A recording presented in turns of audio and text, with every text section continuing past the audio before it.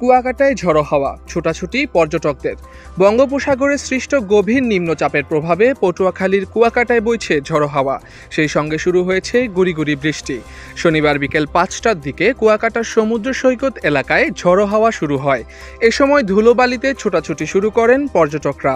এরপরই শুরু হয় গুড়ি গুড়ি বৃষ্টি। দমকা হাওয়ায় টিকতে না পেরে সৈকত পাড়ের দোকানপাট বন্ধ করে দেন ব্যবসায়ীরা। অধিকাংশ পর্যটকই ফিরে যান হোটেল রিসোর্টে। বঙ্গোপসাগরে অবস্থানরত গভীর নিম্নচাপটি উত্তর দিকে আরও অগ্রসর ও ঘনীভূত হচ্ছে। রাত ৯টায় আরও শক্তি সঞ্চয় করে এটি ঘূর্ণিঝড়ে রূপ নিতে পারে। এরপর রোববার সকাল নাগাদ অতি প্রবল ঘূর্ণিঝড়ে রূপ নিতে পারে। সাগরের মধ্যভাগ দিয়ে আসছে বলে ঘূর্ণিঝড়টি বেশি শক্তিশালী হতে পারে। এটি ভারতের উপকূল ঘেঁষে এলে শক্তি সঞ্চয় করার সুযোগ কম হতো। গভীর নিম্নচাপ কেন্দ্রের কাছাকাছি এলাকায় সাগর উত্তাল রয়েছে।